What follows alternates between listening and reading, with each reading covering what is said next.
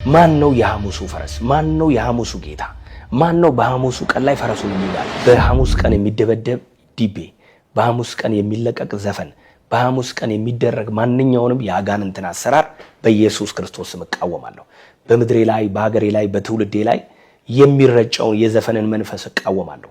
ዘፈን ኃጢአት ነው። መጽሐፍ ቅዱሳችን በገላትያ ምዕራፍ 5 ላይ የሥጋ ሥራ የተገለጠ ነው፣ እርሱም ዝሙት፣ ርኩሰት፣ መዳራት፣ ጣዖትን ማምለክ፣ ሟርት፣ ጥል፣ ክርክር፣ አድመኝነት፣ ቁጣና ዘፋኝነት ይላል። የእግዚአብሔር መንግስት ሰዎች እንዳይወርሱ ከሚያደርግ ነገር አንዱና ዋነኛው ምንድነው ካላችሁኝ ዘፋኝነት ነው። ዘፈን ከጀርባው የክፉ ስፒሪት ወይም የክፉ መንፈስ አለ።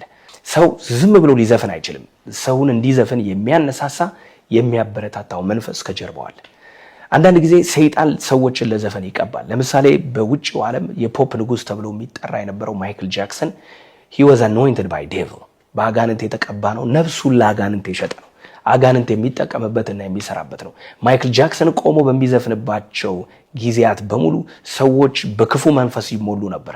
ራሳቸውን መቆጣጠር አቅቷቸው ሰዎች ይወድቁ ነበር። ብዙ ሰው የሚመስለው ያንን የፖፕ ንጉስ ማይክል ጃክሰንን ስለወደዱት ወይም ስላፈቀሩት ይመስላቸዋል። ነገር ግን አይደለም። ከነ ማይክል ጃክሰን ጀርባ ይሰራ የነበረው የርኩሰት መንፈስ ነው፣ የክፉ መንፈስ ነው። በሚሞትበት ጊዜ ማይክል ጃክሰን ይህንን ነገር ተናግሮ ነበር። ነፍሴን ለሶኒ ካምፓኒ ለቶሚ ማቶላ ሸጨዋለሁ ብሎ በግልጽ ነው የተናገረውና በሀገራችንም ብዙ የዘፈኑ ዓለም ላይ ያሉ አውቀው የሚሆኑ ሳያውቁትም በክፉ መንፈስ አሰራር ውስጥ የተያዙ ናቸው። ብዙዎቹ ላይ አጋንንት ይሰራል። የሐሙሱ ፈረስ የሚል ዘፈን ተለቆ ነበር በአገሪቷ ላይና ይሄ የተለቀቀው ዘፈን ብዙዎችን ያከራክር ነበር። ማን ነው የሐሙሱ ፈረስ? ማን ነው የሐሙሱ ጌታ? ማን ነው በሐሙሱ ቀን ላይ ፈረሱን የሚጋልበውና መጨረሻ ላይ ይሄ ለጠንቋዩ የተዘፈነ እንደሆነ በይፋ በሀገራችን ሲወራና ሲነገር እንዲሁም በየሚዲያዎች ሲንሸራቸሩ ሁላችንም ሰምተናል። አሁንም እላለሁ በተለይ ዕለተ ሐሙስ ተቆጥራ በተልኮና በቀመር ተሰርቶ የሚላክ ኢትዮጵያ እጆቿን ወደ እግዚአብሔር ትዘረጋለች ተብሎ ነው የተጻፈው።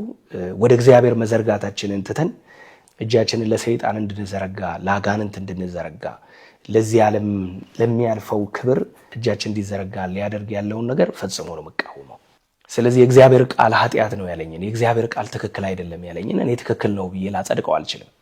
የእግዚአብሔር ቃል የማይደግፈውን ነገር እኔ ጠጋግኜና ደጋግፌ ላቆመው አልችልም። ወይም ደግሞ እግዚአብሔር ያራራለትን ልራራለት አልችልም። እግዚአብሔር አብሮት የሌለውን ነገር እግዚአብሔር አለ ብዬ ልቆም አልችልም። ነጩን ነጭ ጥቁሩን ጥቁር ለማለት የእግዚአብሔርን ቃል ይዣለሁ። ስለዚህ ዘፋኝነት ኃጢአት ነው ስል ከራሴ ተነስቼ አይደለም፣ ወይም ደግሞ የኔ ፐርሰናል ኦፒኒየን አይደለም።